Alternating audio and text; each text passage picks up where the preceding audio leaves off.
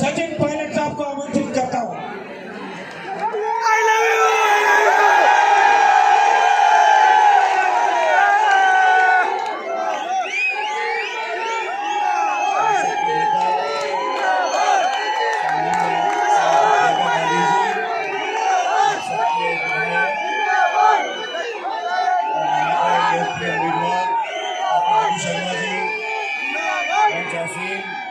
सभी पार्टी के हमारे जिलाध्यक्ष महोदय, प्रधान महोदय, पूर्व प्रधान महोदय और इस चुनावी सभा में मौजूद आदरणीय बुजुर्गों, नौजवान दोस्तों, किसान भाइयों, प्यारे बच्चों, मैं सबसे पहले मेरे ख्याल प्रियंका गांधी जी का केकड़ी में पहली बार आना हुआ है।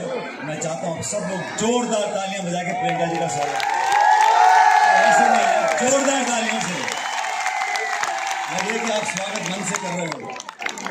प्रियंका जी का बहुत बहुत स्वागत है। अब ये केकड़ी एक जिला बन गया है और ताकत आप लोगों को मिल गई है और इस चुनावी समर में हम सब आपके बीच में अपनी पार्टी के लिए और रघु जी के लिए वोट मांगने के लिए आए हैं। दोस्तों, आप सब लोग अच्छी तरह जानते हो राजस्थान में 25 तारीख को वोट पड़ेंगे और 25 तारीख को आपको निर्णय करना पड़ेगा और 5 साल का भविष्य हमारे प्रदेश की दिशा और दशा आपको तय करनी है। हमारे नौजवान, हमारे किसान किस हालात में अगला 5 साल काटेंगे, उसका निर्णय आप लोगों को करना है। ये चुनाव बहुत महत्वपूर्ण इसलिए भी है साथियों कि हमने 10 साल में केंद्र की भाजपा की सरकार को देख लिया और आप लोग भी कोई कसर नहीं छोड़ते। जब देते हो छप्पर फाड़ के देते हो। 2 बार आपने भाजपा की पूर्ण बहुमत की सरकार दिल्ली में बनाई। अब 10 साल से वो सरकार दिल्ली में है, इन्होंने कोई कसर नहीं छोड़ी। किसान, नौजवान, महिला, ऐसा नीति निर्माण इन्होंने किया है। हर व्यक्ति, मध्यम वर्ग का व्यक्ति, किसान वर्ग आज परेशान है, दुखी है, पीड़ित है, चिंतित है। इनकी रिपोर्ट कार्ड हमारे सामने है। लेकिन जैसा रघु जी बता रहे थे, जब चुनाव का समय आता है तो यहाँ पे बड़े बड़े नेता आते हैं और लगातार राजस्थान के बाहर के आके यहाँ पे अभी योगी जी आए थे, उनसे पूछो गैस का सिलेंडर 1100 रुपए का क्यों बिक रहा है? सब्जी, फल, फूल, टमाटर, तेल, चाय पत्ती, तेल सब महंगा क्यों है? तो बोलते हैं हिंदुस्तान पाकिस्तान। हम बोलते हैं फौज में भर्ती खत्म कर दी। हम कहते हैं फौज की भर्ती खत्म कर अग्निवीर चालू कर दिया। नौजवानों के भविष्य खिलवाड़ कर रहे हो। हमारा नौजवान लड़का भर्ती होगा 19-20 साल का, 4 साल की नौकरी और फिर छुट्टी। हम पूछते हैं किसानों के खिलाफ आपने 3 काले कानून क्यों बनाए? तो जवाब आता है मंदिर और मस्जिद। इन सब लोगों को मजहब, धर्म, मंदिर, मस्जिद, हिंदू, मुसलमान, इसके अलावा चौथी बात कोई आती नहीं। हमारी पार्टी आज आप जानते हो केकड़ी में, राजस्थान में नरेगा के काम चलते हैं, कहीं कम कहीं ज्यादा। ये नरेगा का कानून किसने बनाया? ये कांग्रेस सरकार ने बनाया, सोनिया जी ने बनाया, मनमोहन सिंह जी ने बनाया। रोजगार का अधिकार दिया, शिक्षा का अधिकार दिया, खाद्य सुरक्षा का अधिकार दिया, सूचना का अधिकार दिया, आदिवासियों को संरक्षण दिया। राजीव गांधी जी ने महिलाओं को, ओबीसी को, SC ST को आरक्षण दिया ग्राम पंचायत के अंदर। ये कानून हमारी सरकार ने बनाए और भाजपा ने कानून बनाए 3 काले कानून किसान के खिलाफ, नोटबंदी, GST और अमीर गरीब की खाई को लगातार बढ़ाते जा रहे हैं। देश की संपूर्ण संपत्ति, हवाई अड्डे, रेलवे लाइन, खान के गोदाम, बिजली घर औने पौने दाम में 2-5 लोगों को दे रहे हैं। आप सबको सचेत होना पड़ेगा। ये चुनाव राजस्थान का बहुत महत्वपूर्ण है और राजस्थान में हम लोगों ने जो काम किया आपके सामने है और रघु जी ने जो काम किया आपके सामने है। और मैं दावे से कह सकता हूं, मैं इस केकड़ी को जानता हूं, यहाँ जो विकास हुआ है पिछले 5 साल में, मेरे ख्याल पिछले 70 साल में इतना विकास कभी नहीं हुआ होगा। और ये बात हमारे विरोधी भी कहते हैं। और अब आप सब जो पुराने लोग हो, आप सब रघु जी को अच्छी तरह जानते हो। रघु जी भी पुराने कबड्डी कुश्ती वाले खिलाड़ी हैं। नया तो है नहीं। यूथ कांग्रेस, फिर कहाँ चुनाव लड़े, क्या रहा, आप सब इतिहास जानते हो। फिर केकड़ी के लोगों ने आशीर्वाद दिया, आपने विधायक बनाया। और मैं आपको बताना चाहता हूँ एक बात, प्रियंका जी, 2016-17 में यहाँ बाई इलेक्शन हुआ, उपचुनाव हुआ लोकसभा का। मैं प्रदेश कांग्रेस कमेटी का अध्यक्ष था और मैंने रघु जी को कहा, हम सबका नेताओं का मन था, रघु जी आप चुनाव लड़ो बाई इलेक्शन। अब असली बात तो ये है कि रघु जी ने कहा मैं कहाँ पछड़े फंसूंगा, लड़ूंगा, फालतू में सरकार है। तो ये आधे मन से थे। मैंने कहा रघु जी आप चुनाव लड़ो, हम सब साथ रहेंगे, चुनाव जिताएंगे। उस समय पूर्ण बहुमत के साथ 163 विधायक वसुंधरा जी के थे बीजेपी के, भाई साहब 163, 25 के 25 सांसद बीजेपी के थे, केंद्र में सरकार, प्रदेश में सरकार। तो रघु जी तो समझदार आदमी है, इन्होंने कहा कौन पंगा लेगा लोकसभा चुनाव लड़ने का बाई इलेक्शन में। लेकिन मैंने कहा कार्यकर्ता सब चाहते कि आप चुनाव लड़ें। और वो दिन था, मुझे याद है, रघु जी हम आए थे यहाँ नामांकन भरने के लिए। देश के करोड़ों लोगों की धड़कन आदरणीय प्रियंका गांधी जी को आमंत्रित करता हूं कि वो हम सबको संबोधित करें।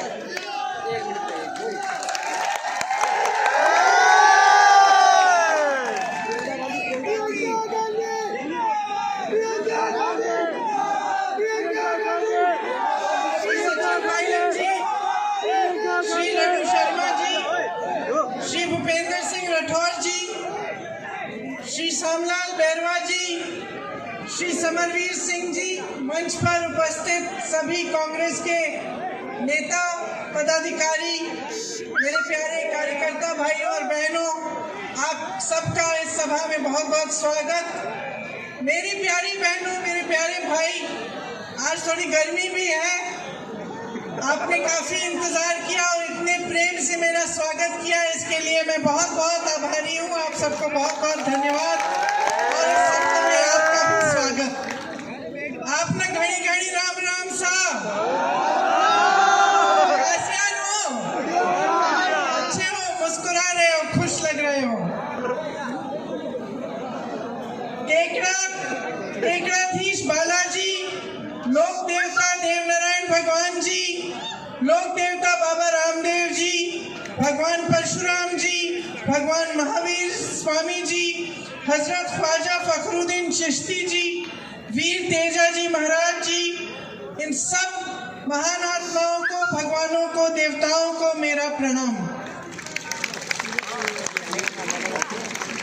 तो देखिए, अभी त्योहार का समय था ना, अभी दिवाली हुई, तो त्योहार के समय हम सब क्या करते हैं? क्या करते हैं त्योहार के समय? सफाई करते हैं, त्योहार के समय घर को साफ करते हैं, अच्छा खाने की चीजें बनाते हैं, मेहमान आते हैं हमारे घर तो पूजा पाठ करते हैं हम। तो ये त्योहार का समय उनके समय में हम करते हैं। और जब कटाई का समय होता है तो क्या करते हैं? खेती में जाते हैं, सुबह से शाम तक काम करते हैं, कटाई करते हैं। तो चुनाव का समय आता है तो हम क्या करते हैं? क्या करना चाहिए हमें? सफाई। देखिए, चुनाव का समय होता है तो एक चीज तो आप कर ही रहे हैं, ऐसी सभाओं में जाते हैं हम और बड़े बड़े नेता आते हैं, अलग अलग पार्टियों की उनकी बातें सुनते हैं, फिर उन बातों का हम अनुमान लगाते हैं कि भाई इन बातों में वजन है कि नहीं है, लगाते हैं कि नहीं। फिर हमें अपना अनुभव देखना चाहिए कि चुनाव का समय है, आगे भविष्य में 5 सालों के लिए क्या होगा हमारे प्रदेश में, हमारे प्रदेश में 5 सालों से क्या चल रहा है, इसका हम अनुमान लगाते हैं। हम देखते हैं कि भाई हमारा अनुभव क्या है, क्या हमारी तरक्की हुई है, क्या जो सरकार हमारी जो चल रही है उसने हमारे लिए अच्छे अच्छे काम किए हैं कि नहीं, इसका हम आकलन करते हैं।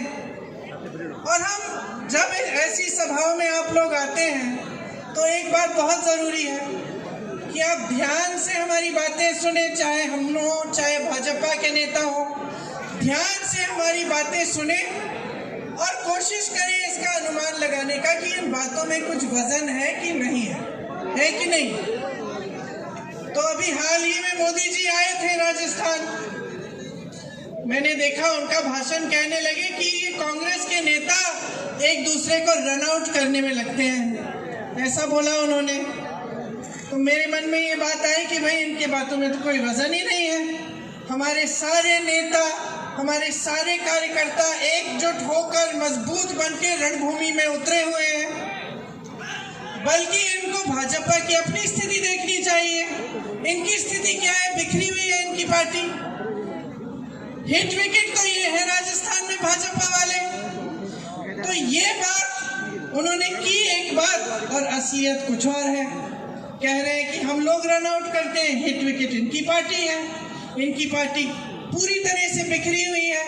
इनके नेता, जो बड़े बड़े नेता हैं, उनको इन्होंने परे कर दिया है। किसी को मालूम ही नहीं है कि अगर मुख्यमंत्री बनेगा तो कौन बनेगा, किसी को नहीं मालूम। बल्कि ये दूरबीन से जाकर ढूंढ रहे हैं पूरे राजस्थान में कि भाई हमारा नेता कौन बन सकता है, क्योंकि जो बड़े बड़े नेता थे उनको साइड कर दिया इन्होंने।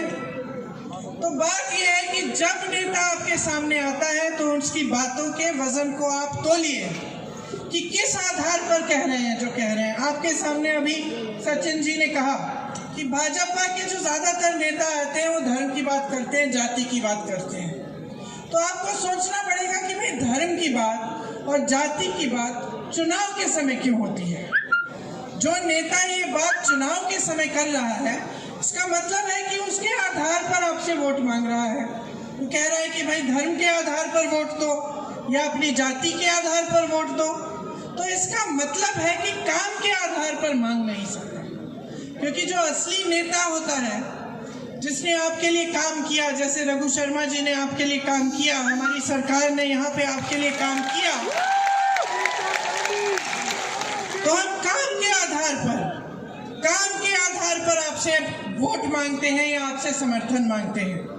अब एक तरफ भाजपा के नेता जो ऐसी अजीब सी बातें करते हैं जब चुनाव के लिए आते हैं। मैं मध्य प्रदेश में थी। मध्य प्रदेश में 18 सालों से इनकी सरकार है, और 18 सालों से इनकी सरकार है, लेकिन एक काम का नाम नहीं लेते जब मंच पे खड़े होते हैं। वहां पे भी धर्म और जाति की बातें और उसी के आधार पर वोट। तो 18 साल से आपकी सरकार रही, आप काम पर वोट क्यों नहीं मांग रहे? मैं बताती हूँ। अभी कुछ दिनों पहले मैं गहलोत जी के साथ चुनाव प्रचार में निकली थी, तो मैंने गहलोत जी से पूछा, आपने यहाँ राजस्थान में अपनी सरकार में कितने रोजगार दिलवाए हैं? गहलोत जी ने कहा कि देखिए 2 लाख रोजगार तो दिलवा दिए हैं हमने, और 1 लाख और की हमने घोषणा की।